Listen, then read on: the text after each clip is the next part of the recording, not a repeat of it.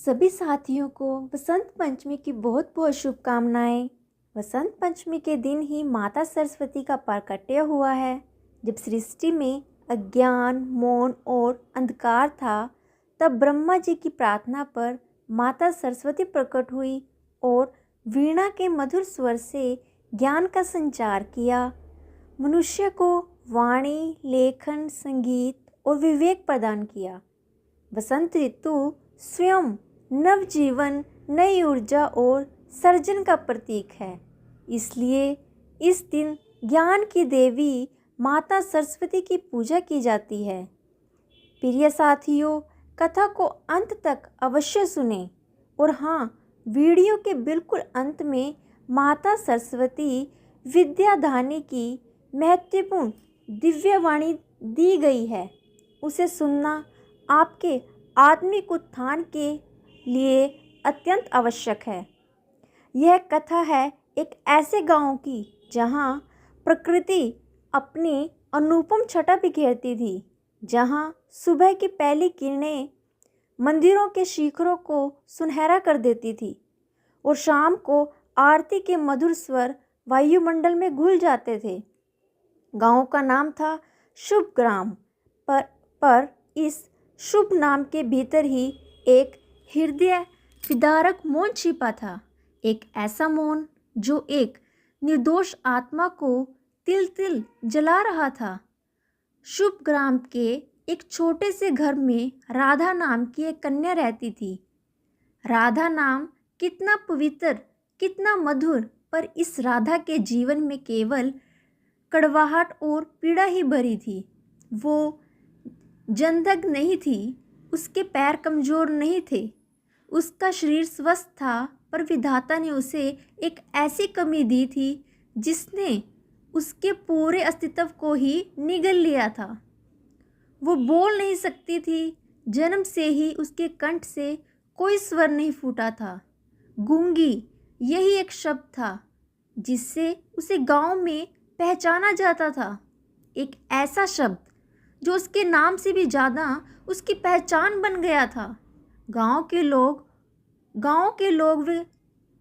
लोग इतने सीधे होते हैं, कितने सरल, पर वही सरलता कभी कभी कितनी निर्मम और क्रूर हो जाती है जब वे अज्ञानवश किसी को अपशगुन या अनहोनी मान लेते हैं।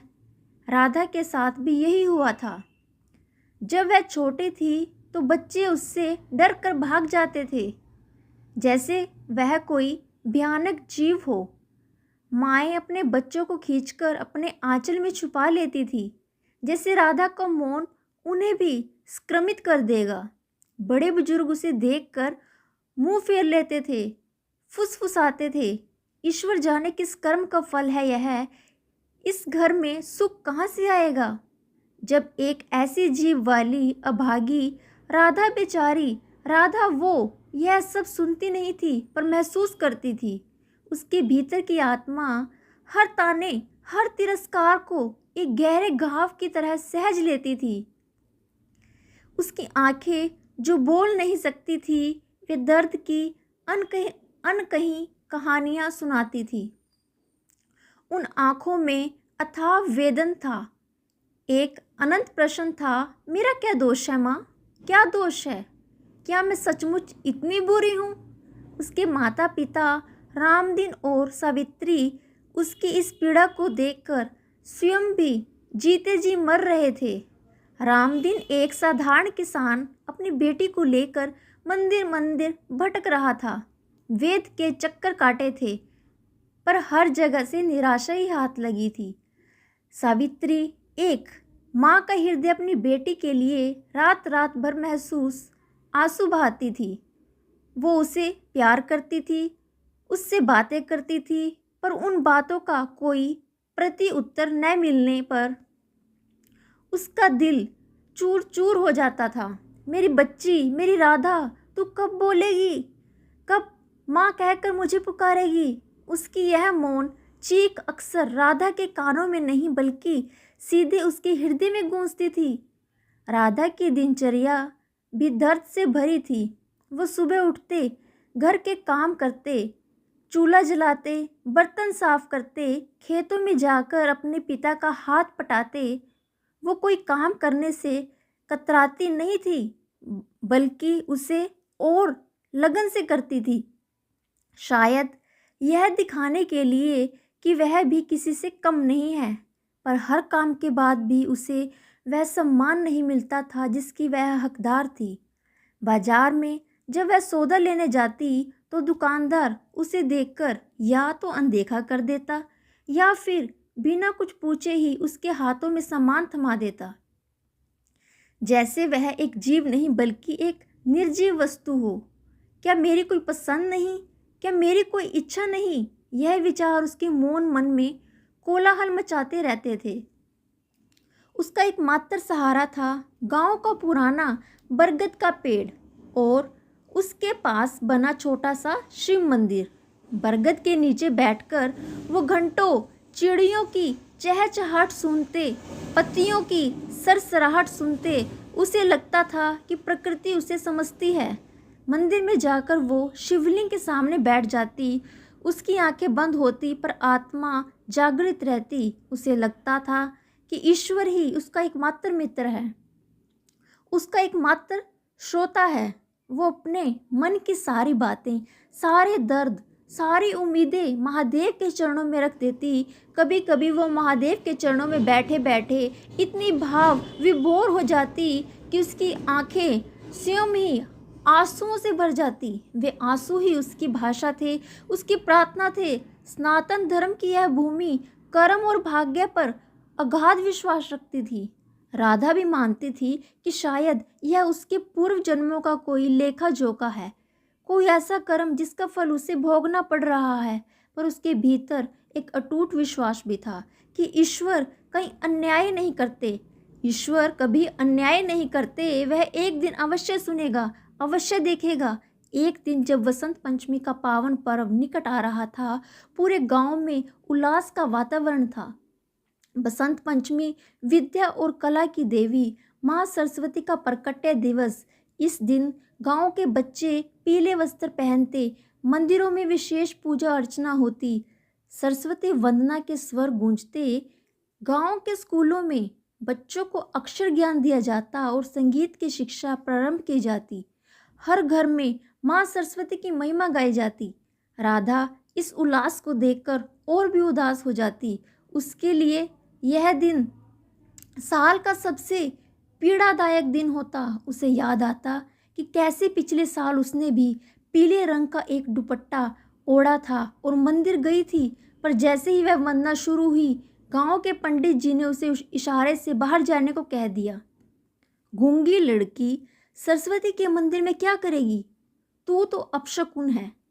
यह शब्द भले ही उसके कानों तक न पहुँचे हों, पर उन आँखों का तिरस्कार उसने अपनी आत्मा तक महसूस किया था।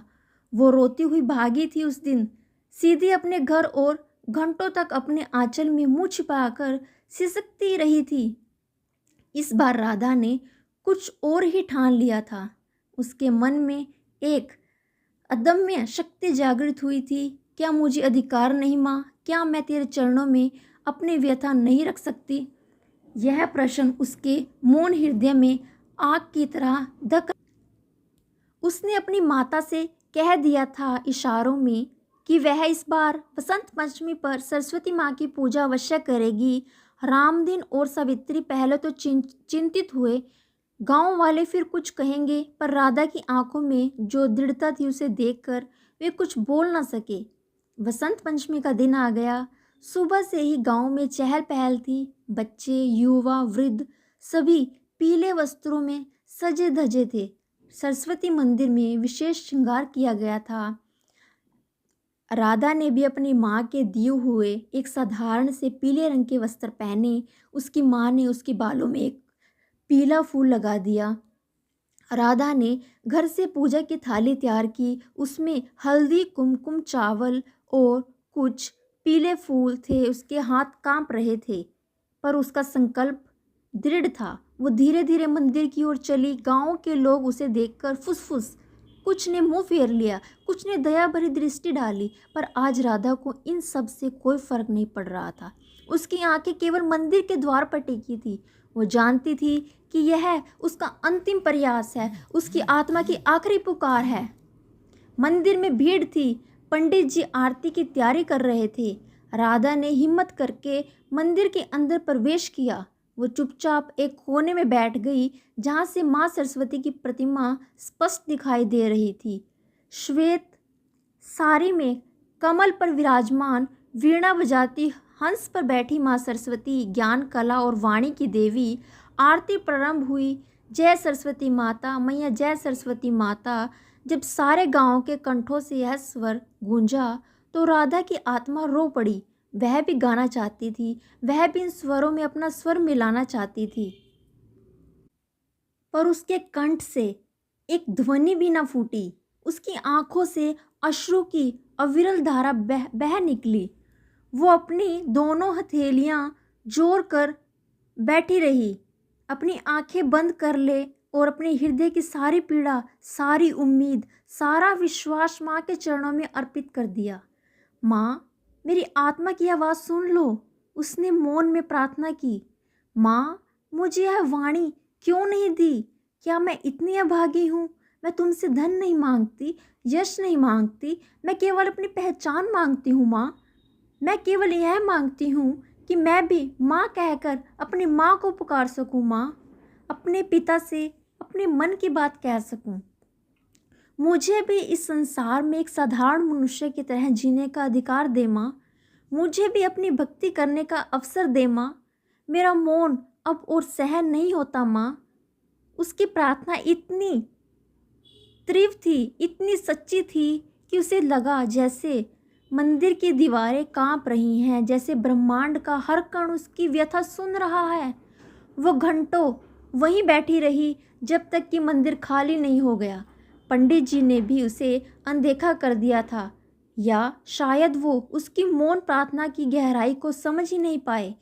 राधा ने अपने थाली के फूल और हल्दी कुमकुम माँ के चरणों में अर्पित किए और भारी मन से पर एक नई उम्मीद के साथ घर लौट आई। रात हुई। राधा बिस्तर पर लेटी थी, पर नींद उसकी आंखों से कोसों दूर थी। उसके मन में बसंत पंचमी की सारी घटनाएं घूम रही थी। उसकी आंखों से आंसू बह रहे थे। कब उसकी आंख लग गई उसे पता ही नहीं चला, और फिर स्वप्न में एक अद्भुत स्वर्णिम प्रकाश फैला।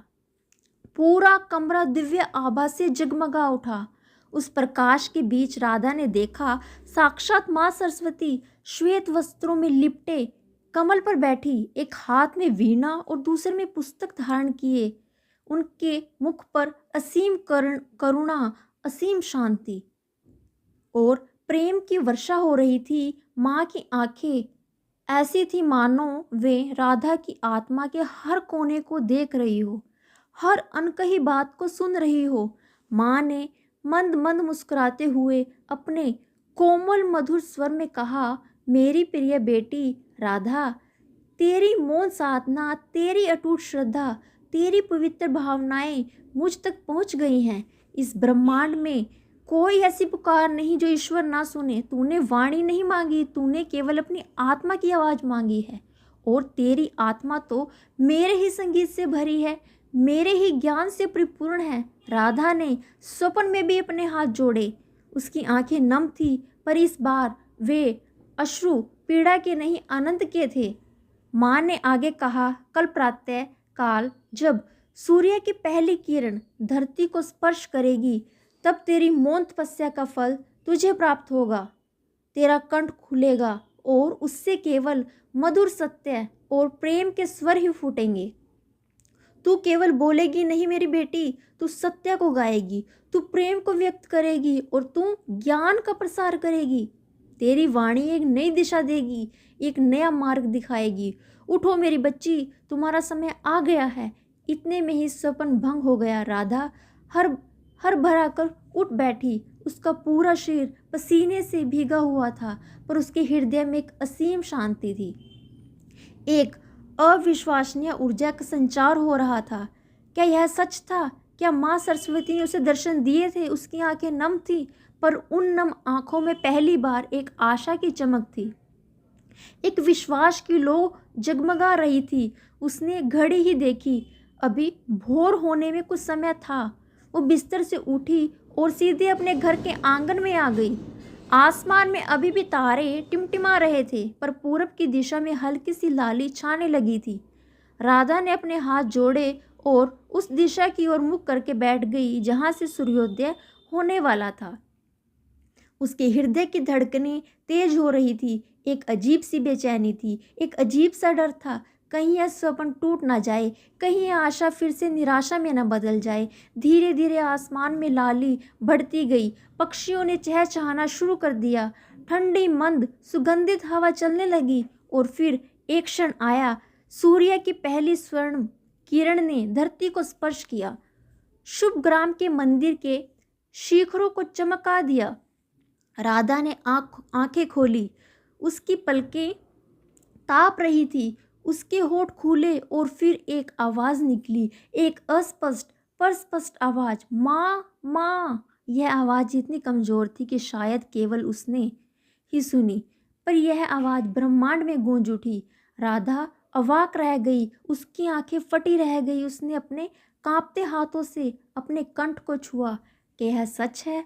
क्या यह सच था? उसने फिर प्रयास किया, इस बार थोड़ा अधिक बल से। माँ माँ, सवित्री माँ। यह आवाज़ उसके कानों में स्पष्ट रूप से गूंजी। यह उसका अपना स्वर था, उसका अपना। उसके मुख से पहली बार शब्द निकले थे। उसकी आंखों से खुशी के आंसू बह निकले। यह दर्द के आंसू नहीं थे, यह किसी भी पीड़ा के आंसू नहीं थे। यह तो मुक्ति के आंसू थे, आनंद के आंसू थे, कृतज्ञता के आंसू थे। उसकी आवाज़ सुनकर जो आवाज़ इतने सालों से मौन थी, उसकी माँ सावित्री जो पानी भरने बाहर आ रही थी, वहीं थम गई। उनके हाथ से घड़ा छूट गया जो धरती पर गिरकर चकनाचूर हो गया। राधा, उन्होंने फुसफुसाते हुए कहा। उनकी आंखों में अविश्वास था। माँ, राधा ने इस बार पूरे कंठ से पुकारा। वो उठ हुई और अपनी माँ की ओर भागी। वह उठ गई और अपनी माँ की ओर भागी। सावित्री ने अपनी बेटी को देखा जो उसकी ओर भाग रही थी और माँ कहकर पुकार रही थी। उनके शरीर में एक सिहरन सी दौड़ गई। क्या वो सपना देख रही थी? उन्होंने अपने गाल पर चुटकी काटी। दर्द हुआ, यानी यह सच था। मेरी राधा, सावित्री ने चिल्लाकर कहा। उनकी आंखों से भी आंसू बह निकले। वे अपनी बेटी की ओर भागी और उसे अपनी बाहों में भर लिया। वे दोनों माँ बस एक दूसरे को कसकर पकड़े हुए रोती रही, खुशी के आंसू बहाती रही। राम दिन भी आवाज़ सुनकर बाहर आए थे। उन्होंने देखा कि उनकी बेटी राधा अपनी माँ को माँ कहकर पुकार रही है। वे भी स्तंभ रह गए। उनकी आंखों में भी खुशी के आंसू आ गए। उनकी 20 साल की तपस्या का फल आज उन्हें मिला। यह खबर जंगल की आग की तरह पूरे शुभ ग्राम में फैल गई। गूंगी राधा बोलने लगी, सरस्वती माँ ने वरदान दिया है। गांव के लोग दौड़े रामदीन के घर आए। उन्होंने देखा कि राधा सच में बोल रही है। वो अपनी माँ से, अपने पिता से बातें कर रही है, अपने मन की व्यथा सुना रही है। उसकी वाणी इतनी मधुर थी, इतनी स्पष्ट थी, मानो वर्षों के मौन ने उसके भीतर संगीत भर दिया हो।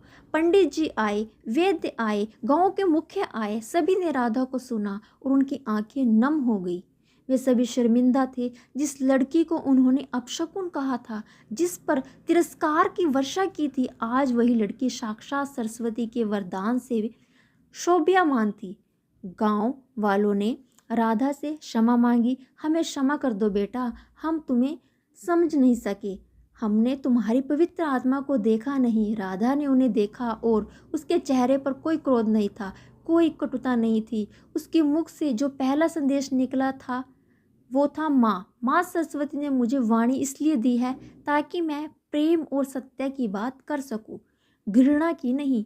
राधा अब सिर्फ गूंगी राधा नहीं थी, वह वरदानी राधा थी। उसकी वाणी में एक अद्भुत शक्ति थी, एक दिव्याकर्षण था। वो अब केवल बोलती नहीं थी, वो गाती थी। वो मंदिर में जाकर माँ सरस्वती की वंदना करती थी, महादेव के भजन गाती। उसके स्वरों में एक जादू था कि जो भी सुनता मंत्रमुग्ध हो जाता। उसकी वाणी में ज्ञान की गहराई थी, पवित्रता थी। राधा ने अपने जीवन से यह सिद्ध कर दिया कि वाणी केवल कंठ से ही नहीं निकलती, वह हृदय से फूटती है। और जो वाणी हृदय से निकलती है वह सत्य होती है, वही पवित्र होती है और वही ब्रह्मांड में गूंजकर चमत्कार रचती है। माँ सरस्वती ने केवल राधा को वाणी नहीं दी थी, उन्होंने शुभ ग्राम को और उन सभी को जो यह कथा सुनते हैं विश्वास और करुणा का अनमोल पाठ भी पढ़ाया था। यह कथा आज भी शुभ ग्राम में श्रद्धा के साथ गाई जाती है। प्रिय साथियों, इस वीडियो में वसंत पंचमी व्रत की पावन कथा यहीं पर होती है समापन।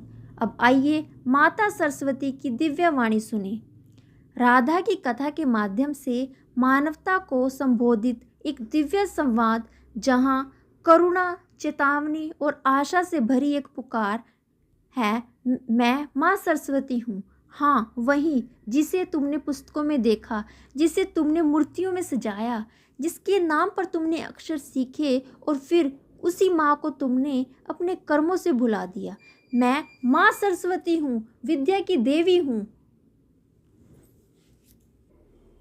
मैं माँ सरस्वती हूँ, विद्या की दानी, वाणी की स्वामिनी। पर याद रखना, मैं केवल बोलने की शक्ति नहीं देती, मैं सच बोलने का साहस देती हूँ।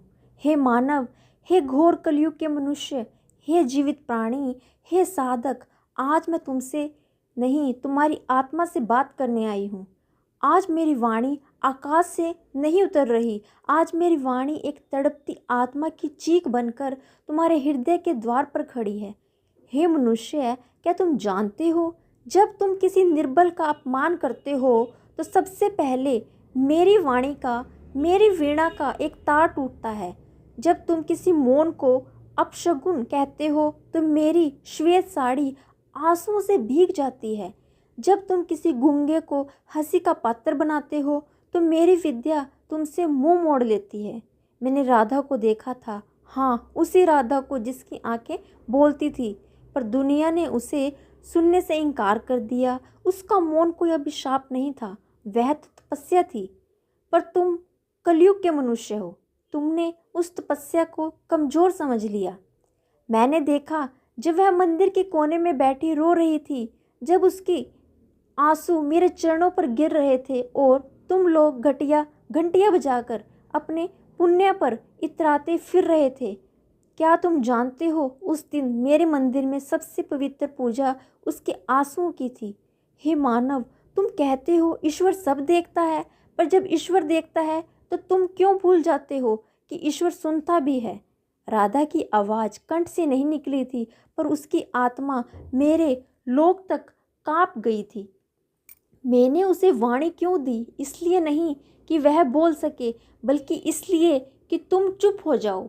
मैंने उसे वरदान क्यों दिया? इसलिए नहीं कि चमत्कार दिखाऊं, बल्कि इसलिए कि तुम्हारा अहंकार टूट जाए।